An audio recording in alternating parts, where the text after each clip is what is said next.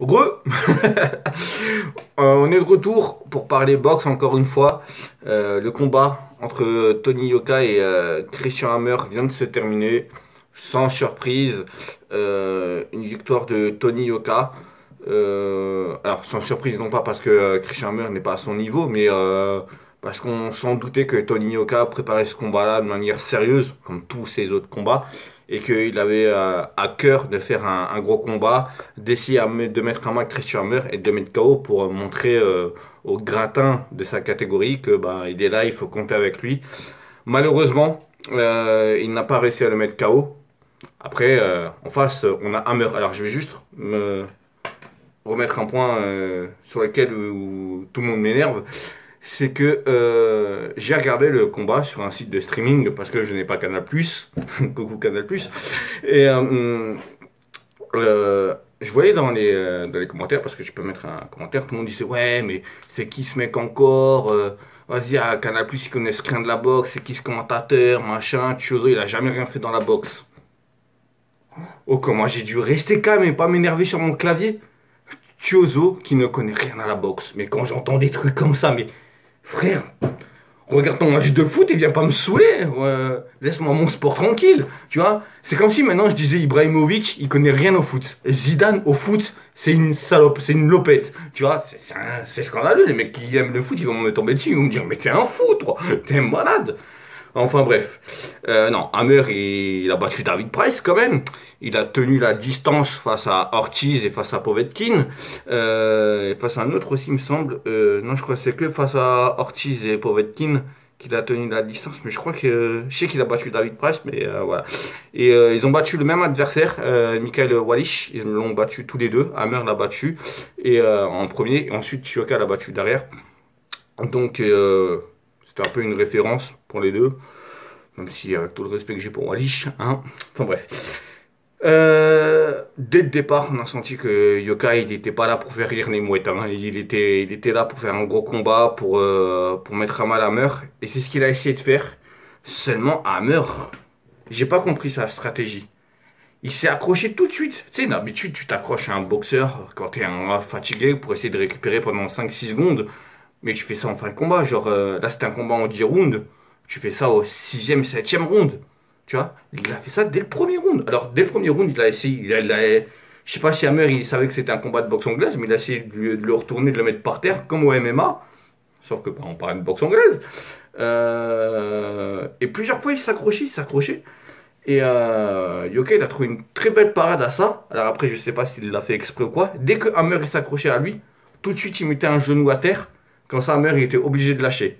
Et après, il pouvait se reculer un peu. Parce que Yoka, quand il y avait de la distance avec Hammer, il l'allumait. Hein. Très clairement, il l'allumait de partout. Mais quand c'était au corps à corps, c'était un peu plus serré. Il avait du mal à déployer ses coups. C'est l'impression que j'ai eue. Hein. Il avait du mal à déployer ses coups, à taper fort, à faire mal à Hammer. Mais une fois qu'ils étaient à mi-distance, ou à une bonne distance, et Tony Yoka il l'a allumé. Alors ce qui est intéressant c'est que Yoka travaillait beaucoup en direct du gauche et ensuite il essayait de placer tout de suite un uppercut du droit. C'est un très très bel enchaînement, c'est ce qu'il a fait face à Diopa, c'est ce que la plupart sont tombés sur son uppercut. Hein. Diopa est tombé sur son uppercut. Non, Léoné c'était sur le direct du gauche. Qui est tombé encore? Qui est tombé? Là il est sur 7 KO hein, quand même Tony Yoka, mais il y en a pas mal qui sont tombés sur son uppercut. Je crois que tout le monde est tombé sur l'uppercut, à part Jonathan Ress, avec qui il a été à la décision. Ali Bagou, je crois que c'était les crochets du droit, quand il s'en est mangé 5-6 dans le crâne, là. Et Léoné, c'était le direct. Sinon, à part ça, tout le reste, c'est que des uppercuts. Alors, Hammer, il met fin à la série de 7 victoires, enfin de 7 KO de Yoka.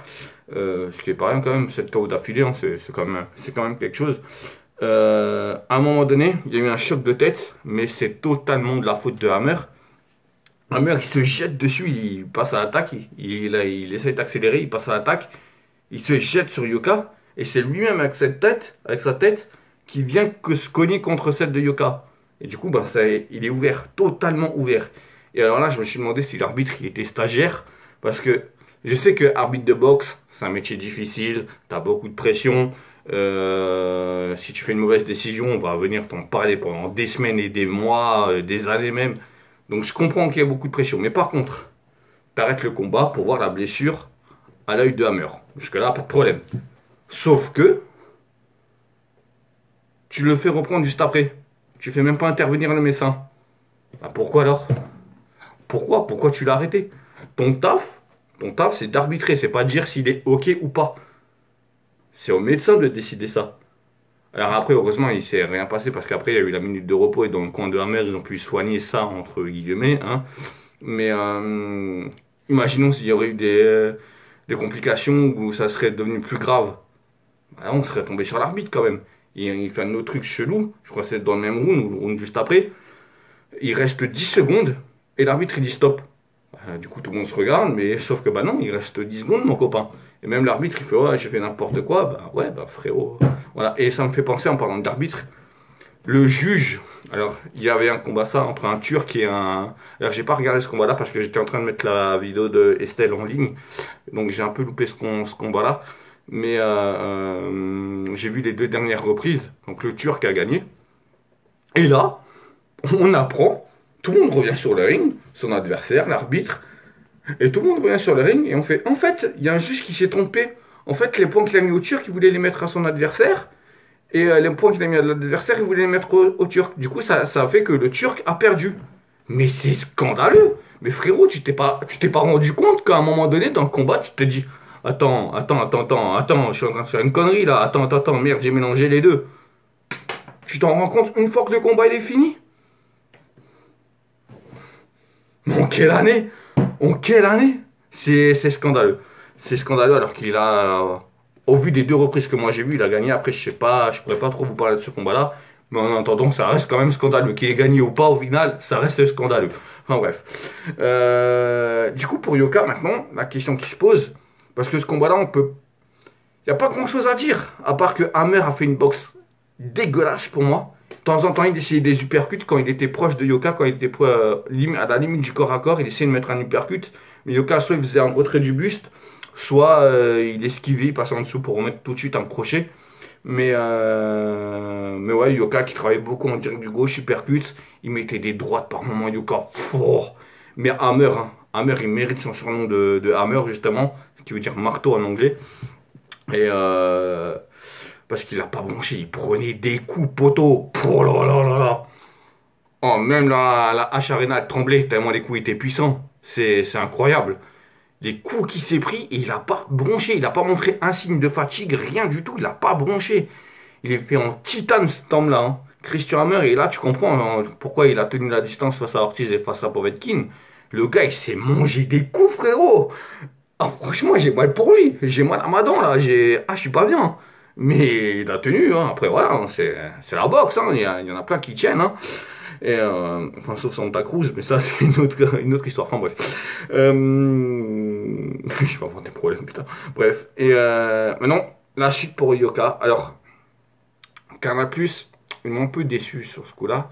Parce que dans les combats, juste avant le combat qu'on attendait tous, Tony Yoka contre Hammer, ils en avaient fait des petits reportages. Donc voilà, Tony Yoka qui expliquait que voilà, il voulait passer un cap, que il était là pour mettre un mal à Hammer, pour montrer qu'il était là pour le gratin mondial et tout ça et tout.